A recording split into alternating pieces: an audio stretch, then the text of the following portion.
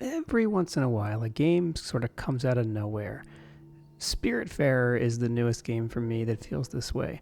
Just kind of announced recently at the latest Nintendo Indie Direct. Not really announced, but like highlighted. This game really caught my attention, first of all, because of the amazing art style and visual appeal and aesthetic of it. It looks absolutely incredible. It looks like one of those old Disney movies, like Robin Hood, the one with the foxes. It kind of has this really amazing look to it, and it caught my attention right away. This game is really interesting. It's sort of a combination of action platformer, sort of life simulator management game where you are this sort of you play this young person who is sort of like the captain of the boat upon the river Styx, and you are ferrying lost souls or souls that have crossed over into the next part of their lives, but it's presented in this really interesting sort of like spirit animal kind of way. The game is a combination of exploration, building, cooking. You can do all kinds of things in the game like this. It's really neat and really fun and really exciting, and I really enjoyed sort of like the chillness of this game. It's very relaxed. Like you can sit here and you can play this and you can enjoy it sort of in a very peaceful way. There isn't like in anything super intense. It's got a really neat story.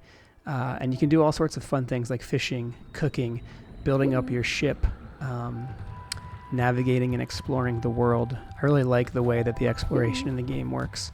You have this really neat sort of like cartography map in your boat's cabin, and you can queue up this map and take it to all these different places and check them out and explore them. So that's a really neat aspect of the game that I really liked. The cooking is really fun as well.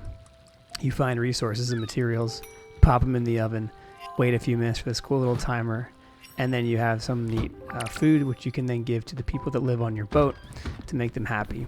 So there's a sort of like a people management, The Sims almost kind of aspect to it as well. Day-night cycles, you sleep at night, you wake up in the day, and you go on more adventures.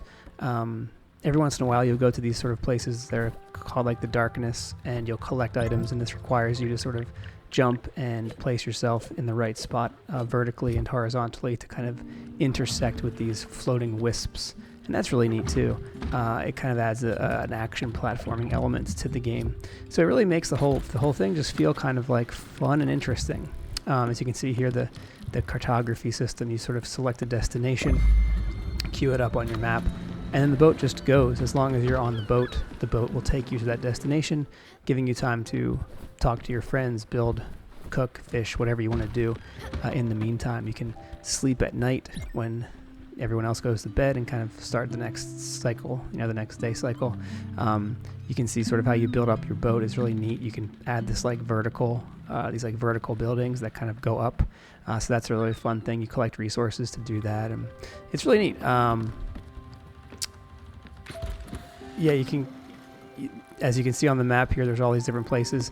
There's a shipyard where you can go and get upgrades for your boat. There's islands you can explore to get resources. I've only just begun the game, and so I don't have the map opened up a whole ton yet. I've only been maybe in it for about an hour, but what I've played so far I really like. And then when you talk to the people on your boat, you get these really interesting conversations about death and about passing on and about what that means, and it sort of adds this gravity to the game that I really liked. It makes it feel like it's telling an emotionally laden story, which is really cool. Sometimes that can feel a little over the top for me personally, but I think it works here. The characters have a lot of different personalities, and the animation, as you can see here, the animation is just so amazing and spot on that it really just brings the game to life in such an interesting way, in such a unique way. So I would highly recommend this. You can jump off the boat. The boat stops when you jump off of it. You can go out in there, collect resources, and do all kinds of things. I would say check this game out if you can. It's on Xbox Game Pass, so if you've got that, you can play it there for free, or it's $29.99 on the Nintendo Switch, or a few other platforms, I think. But yeah, it's really neat, unique game from Thunder Lotus Studios. Check it out. I recommend it. I think you'll really enjoy it. Sit back, relax, take some time, and just enjoy the game's music world, the activities, and kind of chill and don't stress. And it's a fun little game that allows you to do all of those things. So let me know what you think. Have you had a chance to play SpiritFarer? That's a really new and unique, interesting little game. Let me know what you think. If you've been enjoying the game, let me know in the comments. I'd love to hear your thoughts and feedback. What do you think about SpiritFarer? And thank you so much for watching this video. If you have a chance, you can like and subscribe to the channel. That would be great. Help me out. And thank you so much for tuning in. Have a great rest of your day.